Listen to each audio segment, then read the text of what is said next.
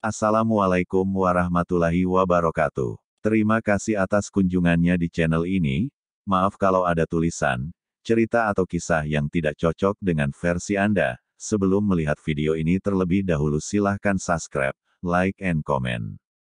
Kisah perkawinan agung antara Nyi Roro Kidul dan Sunan Kalijaga ini bisa jadi hanya merupakan legenda tutur semata, atau hanya merupakan mitologi.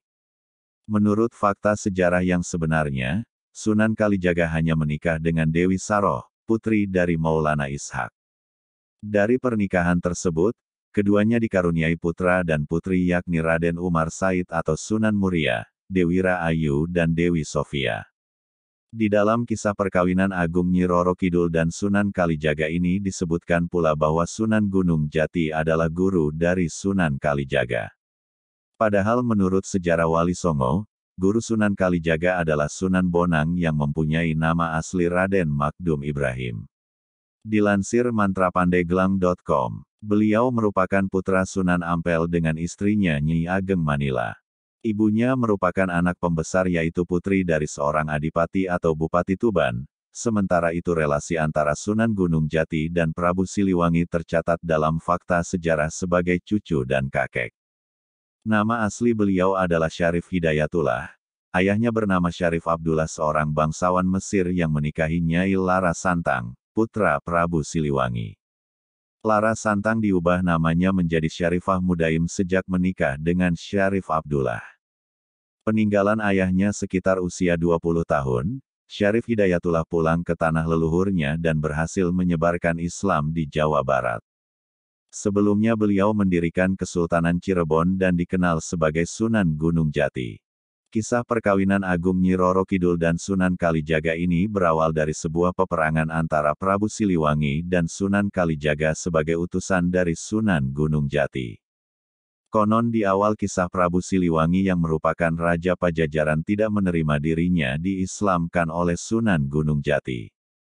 Setelah itu terjadi benturan amat hebat antara dua kepercayaan yang sama-sama kuat di antara masyarakat yaitu Islam dan Hindu. Hal inilah yang menyebabkan perang saudara terjadi antara Prabu Siliwangi yang terkenal sakti mandraguna dengan pasukan dari kerajaan terbunuh dalam peperangan itu.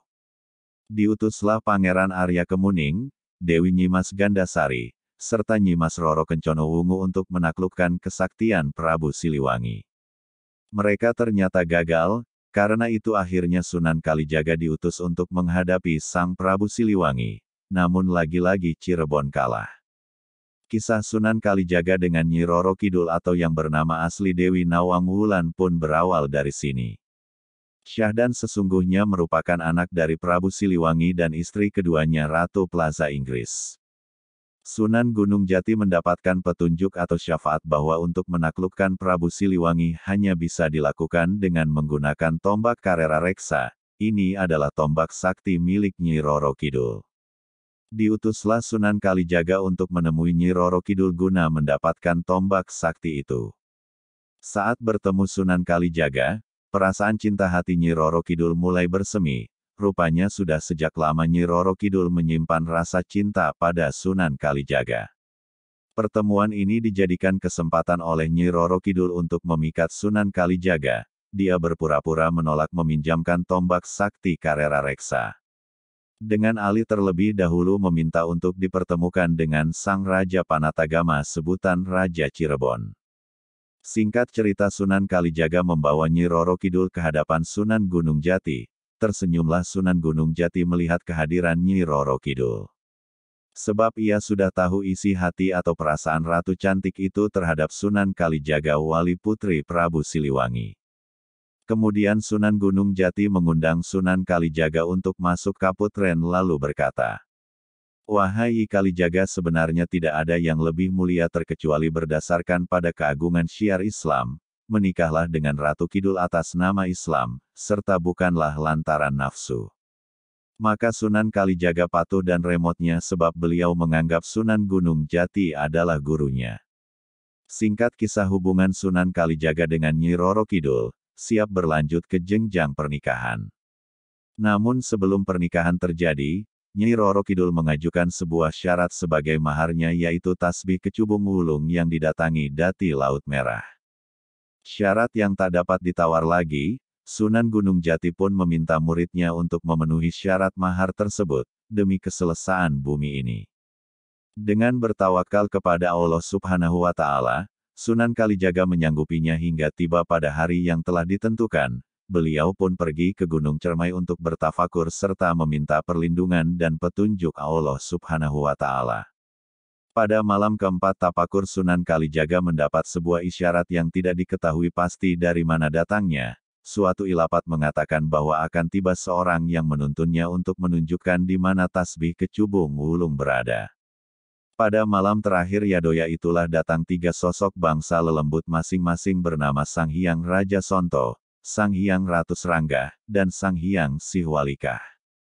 Ketika bangsa lelembut itu membawanya ke tepian Laut Merah, kedatangan mereka disambut oleh pendamping gaib Ratu Bilqis. Atas ini termasuk Ria Agung Raja Sulaiman, diberikanlah sebuah nur Nabi Sulaiman as berwujud peti kayu berukir, yang berasal dari alam abstrak. Di dalam peti berisi tasbih kecubung wulung yang sakti berbahan batu kecubung giok. Setelah mendapatkan tasbih kecubung wulung, maka kembalilah Sunan Kalijaga menemui gurunya, Sunan Gunung Jati. Tasbih kecubung wulung dipersembahkan sebagai mahar perkawinan dengan Nyi Roro Kidul. Dengan mahar ini Sunan Gunung Jati kemudian menikahkan Sunan Kalijaga dan Nyi Roro Kidul. Setelah resmi menikah, maka sesuai perjanjian Nyi Roro Kidul harus menyerahkan tombak Karera Reksa kepada Sunan Kalijaga yang telah menjadi suaminya. Setelah mendapatkan tombak Karera Reksa, Sunan Kalijaga segera menghadap Sunan Gunung Jati. Tombak itu diserahkan kepada sang guru oleh Sunan Gunung Jati. Bisakah itu diberi tambahan satu tombak di atasnya atau disatukan dengan satu tombak lagi, sehingga pusaka Karera Reksa yang semula memiliki 7 cabang serta 1 jalur atau taji runcing di sampingnya berubah menjadi 9 cabang. Namanya pun diubah menjadi tombak pusaka Agung Buahna Nirwana Cakra Langit. Dengan pusaka Cakra Langit inilah pada akhirnya Prabu Siliwangi dapat ditaklukkan oleh Sunan Kalijaga. Keduanya melakukan perang tanding sepanjang 7 malam berturut-turut. Dan setelah digunakan untuk menaklukkan Prabu Siliwangi, tombak bulanan Nirwana Cakra Langit ini akhirnya dimuseumkan di Keraton Laut Pantai Selatan. Pusaka ini menjadi bukti ikatan cinta antara Nyi Roro Kidul dan Sunan Kalijaga. Demikian kisah percintaan antara Sunan Kalijaga dan Nyi Roro Kidul, sebuah perkawinan yang sebenarnya hanya bertujuan untuk menaklukkan Prabu Siliwangi. Konon Nyi Roro Kidul menyadari bahwa penaklukan ayahnya itu membuat perang antar saudara tidak dapat dielakkan lagi. Namun sang ratu juga percaya bahwa ini adalah rangkaian takdir yang tak dapat dihindari. Wallahu alam bishawab. Terima kasih telah mampir di channel ini. Mohon maaf bila tulisan ini tidak sesuai versi lainnya, penyebutan huruf atau kata yang tidak cocok. Wassalamualaikum warahmatullahi wabarakatuh.